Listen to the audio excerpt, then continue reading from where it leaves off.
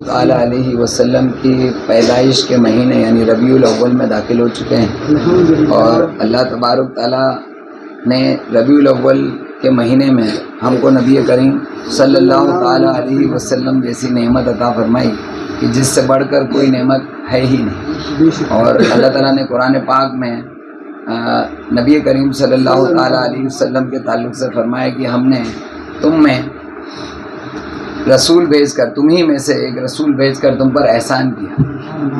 لقد من اللہ علی المؤمنین اذ بعث فیہم رسولا، کہ تم ہی میں سے ایک رسول بھیج کر ہم نے تم پر احسان کیا۔ تو نبی کریم صلی اللہ تعالیٰ علیہ وسلم کا اس فرش گیتی پہ آنا ہمارے لیے احسان اس وجہ سے ہے کہ نبی کریم صلی اللہ تعالیٰ علیہ وسلم نے ہم کو زندگی جینے کا طریقہ سکھایا، اور ہم کو وہ راہ بتائی کہ جس کے ذریعے ہم اس دنیا سے، اس سے بہترین دنیا جس کو جنت کہتے ہیں، جس کو سلامتی والا گھر کہتے ہیں، وہاں پہنچ سکیں، اس کا راستہ دکھایا۔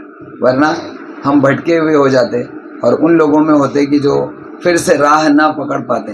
نبی کریم صلی اللہ تعالیٰ علیہ وسلم کی سنتیں اتنی اہم ہیں کہ بنا نبی کریم صلی اللہ علیہ وسلم کی سنتوں پر عمل کیے کوئی شخص جنت کا تصور بھی نہیں کر سکتا۔ اور اولیاء اللہ جن کے ہم چاہنے والے اور ماننے والے ہیں، ان کا عقیدہ تھا کہ خلاف سنت عمل کو اپنے لیے گناہ سمجھتے تھے، گناہ۔ اور ہم ان کے چاہنے والے، ماننے والے بہت سارے ایسے عمل جو سرکار علیہ الصلوۃ والسلام کی سنت کے خلاف ہے، عمل کرتے ہیں، لیکن ہمارے دل میں ذرا سا بھی تردد پیدا نہیں ہوتا۔ یہ افسوس کی بات ہے۔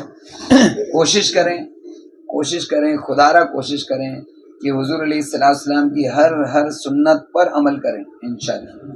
اور بنا سیکھے یہ عمل مشکل ہے، کہ جس کو پتہ ہی نہیں ہوگا کہ سرکار کی سنتیں ہیں کیا، تو عمل کیسے کرے گا۔ اور حضور علیہ الصلوۃ والسلام کی سنتوں پر پچھلے 1400 سال میں بہت ساری کتابیں لکھی گئی، لیکن بہترین کتاب احیاء العلوم، کہ جس میں نبی کریم صلی اللہ تعالیٰ علیہ وسلم کی ایک عادت و اطوار کو اور آداب کو جو ہے اتنے مفصل انداز میں بیان کیا گیا کہ حضور علیہ الصلوۃ والسلام کے اس عمل کرنے، یعنی سنت پر عمل کرنے، جو سنت ہے سرکار کی، اس کی منشا تک ہم کو پتہ چل جاتی ہے کتنے بہترین انداز میں۔ جیسے کہ آپ نے کچھ دنوں پہلے مہمانوں کی مہمان نوازی کے تعلق سے، مہمان کی فضیلت کے تعلق سے سنا تھا، تو کسی اور کتاب سے ہم نے سنا تھا، تھوڑا سا ادھورا تھا، تو ہم نے پچھلے ہفتے پھر سے شروع کیا تھا کہ مہمانوں کے آگے کھانا رکھنا، اس کی فضیلت کیا ہے۔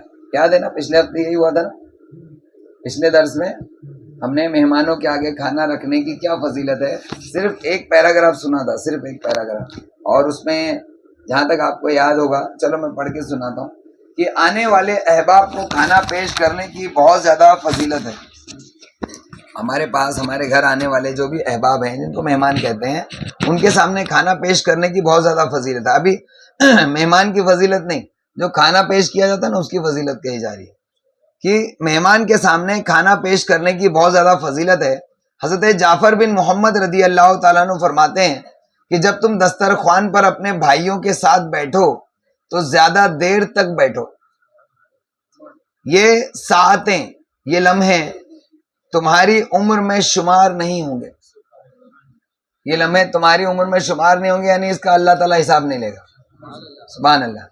تو ہم کو چاہیے کہ ہم ان لمحوں کو اس نیت کے ساتھ گزاریں کہ ہم اللہ تعالیٰ کے بندوں کے ساتھ ان کی مہمان نوازی کے خاطر بیٹھیں، تو اللہ تبارک تعالیٰ اپنے بندوں کی، اگر ان کے بندوں کی اگر کوئی مہمان نوازی کرتا ہے تو اس کو اتنا بلند مقام عطا کرتا ہے کہ اس کی زندگی کے وہ لمحات شمار میں نہیں لیتا۔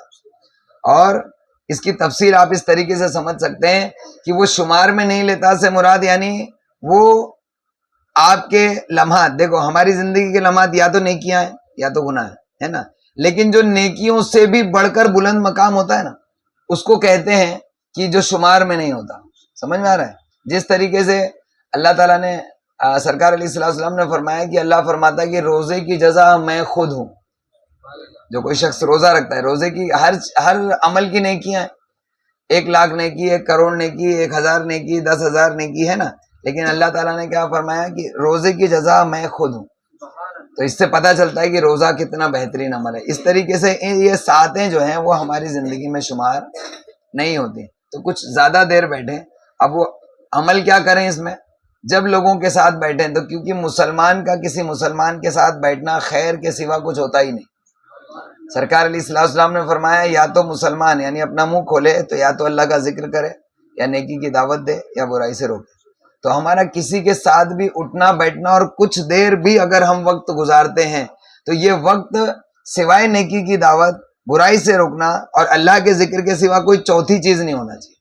اور بالخصوص سرکار علیہ الصلوۃ والسلام نے ہنسی مذاق سے منع کیا، یعنی ٹھٹا مار کر ہنسنے سے سرکار علیہ الصلوۃ والسلام نے منع کیا. اس کے تعلق سے حدیث ہے، نبی کریم صلی اللہ تعالی علیہ وسلم فرماتے ہیں کہ زیادہ ہنسنے سے دل مردہ ہوتا ہے، زیادہ ہنسنے سے دل مردہ ہوتا ہے. تو ہم ہمیشہ ہنسی مذاق کرتے رہیں گے تو دل مردہ ہونے کا مطلب کیا ہے؟ پھر دین کی جو جذبات ہوتے ہیں نا ہمارے اندر وہ ٹھنڈے ہو جاتے ہیں، جو روحانیت ہے نا وہ کمزور ہو جاتی ہے، اور اللہ اس کے رسول کی باتوں میں انٹرسٹ کم ہو جاتا ہے. سب سے خطرناک چیز، سب سے خطرناک چیز، اللہ اس کے رسول کی بات میں انٹرسٹ کم ہو جاتا ہے. تو ہم اپنے دوستوں کے ساتھ وقت گزاریں تو وہ شمار نہیں ہوتے، بلکہ اس میں ہم دین کی بات کریں، نیکی کا حکم دیں، برائی سے روکیں اور کچھ زیادہ دیر بیٹھیں، ایسا فرماتے ہیں. حضرت حسن بصری رحمۃ اللہ تعالی علیہ نے فرمایا انسان جو کچھ اپنے اوپر، اپنے ماں باپ کے اوپر اور دوسرے لوگوں پر خرچ کرتا ہے اس کا حساب یقیناً کیا جائے گا، لیکن جو کچھ وہ مہمان بھائیوں کی ضیافت پر خرچ کرتا ہے تو اللہ تعالیٰ اس کے بارے میں پوچھنے سے حیا فرماتا ہے. پتہ نہیں اس میں ایسی کیا بات ہے. دیکھو ماں باپ پر جو خرچ کرتے ہیں نا وہ ایک الگ مقام ہے، لیکن یہ مہمان پر جو خرچ کرتے ہیں نا اس کو بھی اللہ تعالیٰ نے ایک الگ مقام عطا فرمایا. اس کو معمولی نہ سمجھے، جیسے ہم ماں باپ پر خرچ کرنے کو معمولی نہیں سمجھتے، بلند مرتبہ چیز ہے. اپنے اہل و عیال پر خرچ کرنا یہ بہت فضیلت والی چیز ہے. ویسے ہی مہمانوں پر خرچہ کرنے کو بھی افضل سمجھیں. یعنی مہمان پر جب آپ خرچ کرتے ہیں تو اللہ تبارک تعالیٰ اس کو بھی ایسا ہی شمار فرماتا ہے جیسے آپ خاص لوگوں پر خرچ کرتے ہیں. اس کے علاوہ کھانا کھلانے کے سلسلے میں احادیث روایت ہیں کہ نبی کریم صلی اللہ تعالی علیہ وسلم نے فرمایا فرشتے تم میں سے ایک کے لیے رحمت کی دعا مانگتے ہیں، یعنی ہر اس شخص کے لیے دعا مانگتے ہیں جب تک اس کا دسترخوان اس کے سامنے ہو، حتیٰ کہ اسے اٹھا لیا جائے.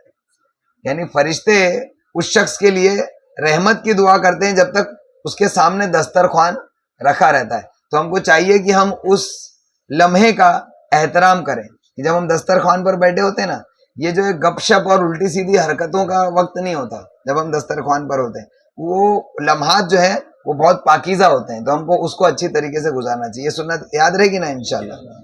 بعض علماء خراسان کے بارے میں نقل ہے کہ وہ اپنے مہمانوں کے سامنے بہت سا کھانا رکھتے تھے کہ وہ اس پورے کھانے پر قادر نہ ہوتے. یعنی پورا تو کھا نہیں سکتے، ان کو بھی پتا ہے کہ بھئی 4 لوگ ہیں اور 8 لوگوں کا کھانا رکھا ہے تو پورا تو کھا نہیں سکتے، لیکن رکھتے تھے. وجہ یہ تھی کہ فرماتے تھے ہمیں رسول اللہ صلی اللہ تعالی علیہ وسلم سے یہ بات پتا چلی ہے کہ آپ نے فرمایا جب مہمان کھانے سے ہاتھ اٹھا لے تو بچا ہوا کھانا کھانے والے سے کوئی حساب نہ ہوگا. جو بچا ہوا کھانا رہتا ہے نا اس کا کوئی حساب نہیں ہوتا. تو یعنی مہمان کے سامنے تم نے جتنا بھی رکھا اب اس میں سے تم کھاؤ یا بچ جائے تو اس کے بعد کھاؤ، اس کا حساب نہیں ہوگا. یہ بھی ایک فضیلت ہے. تو وہ علماء خراسان کہتے ہیں کہ تمہیں چاہتا ہوں کہ ان کے آگے زیادہ کھانا رکھوں تاکہ بچا ہوا ہم کھائیں. ایک حدیث شریف میں ہے کہ جو شخص اپنے مہمانوں کے ساتھ کھاتا ہے اس سے مواخذہ نہیں ہوگا، یعنی پوچھ گچھ اس کھانے کے تعلق سے نہیں ہوگی. اس لیے بعض بزرگ جماعت کے ساتھ زیادہ کھانا کھایا کرتے تھے، یعنی زیادہ کھانا نہیں، کھانا زیادہ تر اپنے جماعت میں کھایا کرتے تھے، لیکن جب تنہا ہوئے تو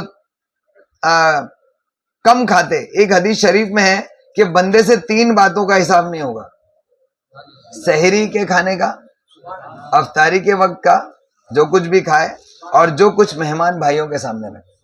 یہ 3 کھانوں کا حساب نہیں ہوگا، یعنی سحری، افطاری اور مہمانوں کے سامنے رکھا ہوا کھانا، ان تینوں کا حساب نہیں ہوگا.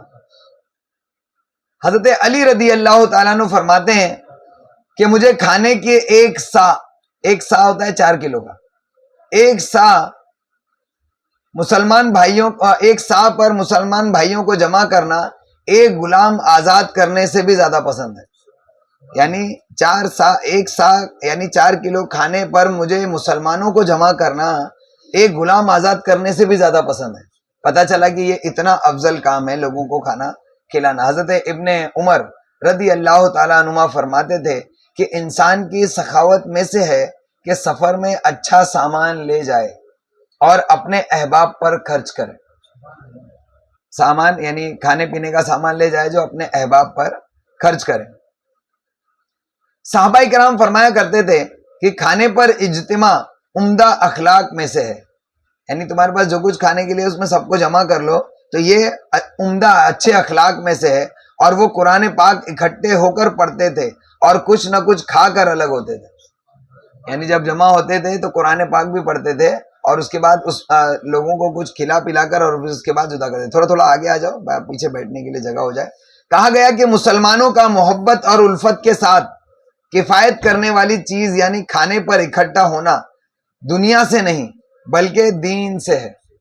بولو سبحان اللہ. پھر سے سنو, کہا گیا کہ مسلمانوں کا محبت اور الفت کے ساتھ کفایت کرنے والی چیز یعنی کھانے پر جمع ہو کر. محبت اور الفت کے ساتھ جب ہم جمع ہو کر کھانا کھاتے ہیں نا, کھانا کھانے پر ہم لوگ سب کو جمع کرتے ہیں اور سب مل کر بیٹھ کر کھاتے ہیں, تو یہ اکٹھا ہونا دنیا سے ہے ہی نہیں, یعنی دین سے ہے, یعنی یہ ثواب کا کام. ایک حدیث شریف میں ہے کہ قیامت کے دن اللہ تعالیٰ بندے سے پوچھے گا, اے ابن آدم میں بھوکا ہوا تو نے مجھے کھانا کیوں نہیں کھلایا. اللہ تعالیٰ بروز محشر ایک شخص سے پوچھے گا کہ میں بھوکا تھا تو نے کھانا کیوں نہیں کھلایا. وہ عرض کرے گا میں تجھے کیسے کھانا کھلاتا یا رب, تو تمام جہانوں کا پالنے والا ہے. تو اللہ تعالیٰ فرمائے گا تیرا مسلمان بھائی بھوکا ہوا تو نے اسے کھانا نہیں دیا, اگر تو اسے کھانا دیتا تو مجھے پاس پاتا. اور ایک حدیث شریف میں ہے کہ گویا مجھے کھلاتا, اس طریقے سے یعنی اس کو کھلاتا تو گویا مجھے کھلاتا. تو پتہ چلا لوگوں کو کھلانا ایسا ہے جیسے کہ اللہ تعالیٰ کو کھلانا. اللہ تعالیٰ کھانے پینے سے پاک ہے, لیکن اللہ تبارک تعالیٰ نے اس کے کھانے کو اپنا کھانا فرمایا. اور دوسری جگہ ایسی ہی ایک سملر حدیث ہے کہ نبی کریم صلی اللہ علیہ وسلم فرماتے ہیں کہ جب کوئی بندہ مومن کسی شخص کو صدقہ اس کے ہاتھ میں دیتا ہے تو اس کے ہاتھ میں دینے سے پہلے اللہ تعالیٰ اسے اپنے ہاتھ میں لیتا ہے, اپنے دست قدرت میں لیتا ہے. کتنی بڑی بات ہے. آپ تصور کرو کہ جب آپ کسی کے ہاتھ میں صدقہ رکھتے ہیں تو اللہ تبارک تعالیٰ اس کے ہاتھ میں آنے سے پہلے اپنے دست قدرت میں لیتا ہے. دست قدرت سے میں ابھی ہاتھ کا اشارہ کر رہا ہوں, اس کا مطلب نہیں یہ دست قدرت ہے, یعنی اللہ تعالیٰ کا دست قدرت, اللہ تعالیٰ ہاتھ پاؤں سے پاک ہے نا. تو اللہ تعالیٰ نے اس کو اتنی عزت دی اس عمل کو کہ جب تم کسی کو دیتے ہو تو یہ پہلے میں لیتا ہوں پھر اس کو دیتا ہوں. تو پتہ چلا کہ یہ بہت ہی بڑا عمل ہے. اللہ نے دیا تم اللہ تعالیٰ کو ریٹرن دیتے ہو, یہ معمولی چیز ہے. اگر اس پر تھوڑا سا کوئی غور و فکر کرے تو میرا جہاں تک خیال ہے اس کو پھر وہ دینے میں بھی مزہ آنے لگے گا. اس وقت کی سچویشن کو اگر غور و فکر کرے, اس کی روحانیت کو, اس کی جو کیفیت کو, اس کے راز کو, کہ جو غائبانہ ہے, جو دکھتا نہیں ہے, جو حدیث شریف سے ظاہر ہے, اگر سوچے اور دے تو شاید میرا جہاں تک خیال ہے کہ کوئی عاشق اور دیوانہ دیتا چلا جائے, ہے نا. آخری چیز انشاءاللہ, رسول کریم صلی اللہ تعالی علیہ وسلم نے فرمایا جب تمہارے پاس کوئی مہمان آئے تو اس کی عزت کرو. جنت میں ایسے کمرے ہیں جن کا باہر اندر سے اور اندرونی باہر سے دکھائی دیتا ہے, اور یہ ان لوگوں کے لیے ہے جو نرمی سے گفتگو کرتے ہیں. بولو نا سبحان اللہ. اتنے اچھے اچھے آسان اعمال پر اللہ تعالیٰ اتنے بڑے بڑے اور بہترین محل عطا کر رہا ہے. سبحان اللہ نہیں نکلتا, یعنی ہم لوگ کیا چاہتے نہیں کہ ہم کو ملے. دیکھو یہ سبحان اللہ بولنا ایسی چیزوں پر کیا معلوم ہے, یہ اللہ تعالیٰ سے مانگنا ہے. کیا آپ کو ایسا نہیں لگتا کہ ہم جب ایسی چیز بڑے دل سے سنتے ہیں, جیسے ہی میں نے کہا کہ جنت میں ایسے کمرے ہیں جن کا باہر اندر سے, اب اتنا ہی کہا تھا, اسی وقت میں ہمارے دل میں یہ آ جانا چاہیے کہ اللہ تعالیٰ مجھے عطا فرمائے. ہونا چاہیے نا, یہ کیفیت ہماری ہونا چاہیے. ہم سوچتے ہیں کہ ابھی آگے کیا آنے والا ہے. ارے آگے جو بھی آئے گا, جو سامنے ہے پہلے اس کو لے لو, ہے نا. تو جنت میں ایسے کمرے ہیں جن کا باہر اندر سے اور اندرونی باہر سے دکھائی دیتا ہے, اور یہ ان لوگوں کے لیے جو نرم گفتگو کرتے ہیں. تو نرم گفتگو اختیار کرو, ایسا محل پکا, ٹھیک ہے نا, اللہ کا وعدہ. دوسرا, جو کھانا کھلاتے ہیں, لوگوں کو کھانا کھلاتے ہیں, تو اب وقتاً فوقتاً جب ممکن ہو لوگوں کو کھانا کھلائیں, ٹھیک ہے نا انشاءاللہ. اور کوشش کریں, دیکھو یہ کھانا کھلانا مطلقاً ہے, امیر کو کھلاؤ یا غریب کو کھلاؤ, اللہ تعالیٰ نے کہہ دیا تو اب تم کو اللہ تبارک تعالیٰ نے شرط نہیں لگائی کہ غریبوں کو کھلائے گا, بھوکے کو کھلائے گا تبھی بھی ملے گا, ایسا نہیں. اللہ تعالیٰ کے یہاں شرطیں بہت کم ہیں. اللہ تعالیٰ کیونکہ وہ کریم بہت ہے, اور یہاں تک کہ کچھ چیزیں بہت ہی رمز کی بات ہے, اللہ تعالیٰ نے کچھ چیزوں پہ شرط لگا دی ہے نا, کچھ چیزوں پہ شرط لگائی ہے, کبھی کبھی بندہ وہ شرط پوری نہیں کرتا تب بھی اللہ دے دیتا ہے, بولے جا تیری یہ شرط پوری نہیں ہوئی لیکن پھر بھی میں نے دے دیا. تو اللہ تعالیٰ کے یہاں شرطیں کم ہیں, اور جو ہے نا وہ بھی اللہ تعالیٰ کبھی کبھی ہٹا دیتا ہے, بغیر شرط کے مل جاتا ہے, ٹھیک ہے نا. تو ایک تو نرم سے گفتگو کرنے والا, دوسرا کھانا کھلاتے ہیں جو لوگ وہ, اور تیسرا رات کو نماز پڑھتے ہیں وہ لوگ, رات کو نماز پڑھتے ہیں. ہم سب کی عشاء ہی نماز رات میں ہوتی ہے, اللہ معاف کرے, ہے نا. عشاء اس کے وقت پر پڑھو, پھر رات کی نمازوں سے مراد رات کی نماز ہے جب کہ لوگ سو جاتے ہیں. جب لوگ عشاء کی نماز کے وقت تو کوئی نہیں سوتا ہے نا, تو جب لوگ سو جاتے ہیں اس وقت میں نماز پڑھنے والے. تو یہ 3 لوگ ہیں کہ جن کو اللہ تبارک تعالیٰ ایسے محل عطا فرمائے گا جن کا باہر اندر سے اور اندر باہر سے. اب آپ تھوڑی سی یہ کیفیت محسوس کریں کہ نرم گفتگو کرنا انسان کو اس پر بڑا مجاہدہ کرنا پڑتا ہے, خاص کر آج کی تاریخ میں, جبکہ لوگ مہذب بہت کم ہیں, ڈیسنسی بہت کم ہو گئی, اور یعنی ترش روئی بہت زیادہ بڑھ چکی ہے. لوگ جو ہے سخت کلام کرنے والے, خاص کر ہمارے علاقے میں بہت زیادہ ہو گیا ہے. ایسے علاقوں کے اندر نرم گفتگو کرنا یہ ذرا خاصا مشکل ہے. اور دوسرا کہ جب رات میں لوگ سو جائیں تب عبادت کرنا, یہ بھی ہمارے لوگوں کے لیے مشکل ہے, حقیقت میں مشکل نہیں ہے, ہمارے جیسے لوگوں کے لیے مشکل ہے. یہ دونوں چیزیں مشکل ہیں, ٹھیک ہے نا. تو ایسی 2 مشکل چیزوں کے عمل پر جو اللہ تعالیٰ عطا کر رہا ہے وہ ایک آسان چیز پر عطا کر رہا ہے.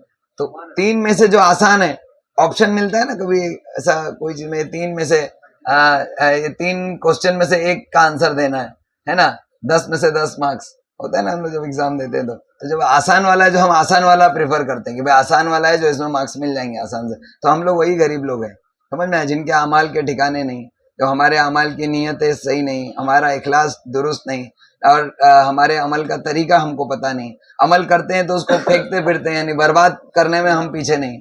تو اگر ایسے اعمال جو آسان ہیں وہ ہم کر لیں تو اللہ تعالیٰ اسی جزائیں انشاءاللہ ہم کو عطا فرمائے گا انشاءاللہ تعالیٰ. اگلے ہفتے مزید. اچھا اس میں 2 چیز اور رہی ہیں, پوری کر دوں انشاءاللہ. رسول کریم صلی اللہ تعالیٰ علیہ وسلم نے فرمایا تم میں سے بہترین آدمی وہ ہے جو کھانا کھلاتا ہے. وہابیہ کو سمجھ میں نہیں آتا ہے, جو وہابی ہے نا ان کو سمجھ میں نہیں آتا ہے کہ جب ایسے یہ کھانا کھلانے کے بارے میں ایسی کئی حدیثیں, ابھی آپ یہ کھانا کھلانے کے بارے میں کتنی حدیثیں سن چکے ہیں نا. یہ حدیث جو ہے وہ جو ہم لنگر بانٹتے ہیں 11ویں کا یا چھٹی شریف کا یا 12ویں کا یا امام جعفر صادق کی کنڈے کی نیاز ہو یا محرم کا شربت ہو, یہ سب کے اوپر جو ہے وہ لاگو ہوتا ہے یا نہیں, ہے نا. لوگوں کو کھلانا پلانا اس میں لاگو ہوتا ہے. اتنی فضیلت والی چیز ہے وہ اس کو شرک اور بدعت کہتے ہیں, افسوس کی بات ہے. بہرحال تو تم میں سے بہترین آدمی وہ ہے, اور سرکار نے فرمایا تم میں سے بہترین شخص وہ ہے, بہترین آدمی وہ ہے جو کھانا کھلاتا ہے. یعنی سنی بہترین ہے, سنی بہترین ہے جو لنگر بانٹتا ہے, لوگوں کو کھانا کھلاتا ہے. بولو سبحان اللہ. رسول کریم صلی اللہ تعالی علیہ وسلم نے فرمایا, سب سے زور سے سبحان اللہ یہ بات پر ہوئی, سب سے زور سے سبحان اللہ یہ بات پر آئی. رسول کریم صلی اللہ تعالی علیہ وسلم نے فرمایا جو آدمی اپنے مسلمان بھائی کو سیر کر کے کھلائے اور پانی سے سیراب کر دے, اللہ تعالیٰ اسے جہنم سے 7 کھندق دور رکھے گا. 7 کھندق دور رکھے گا, اور ہر 2 کھندقوں کے درمیان کا فاصلہ 500 سال کا راستہ ہوگا. یعنی 5 7 35 ہے نا, یعنی 35 ملٹیپلائی بائی 500. سوچو, یعنی اللہ تبارک تعالیٰ نے 3500 ایئرس کی فاصلے پر جو ہے ہم کو جہنم سے کر دے گا.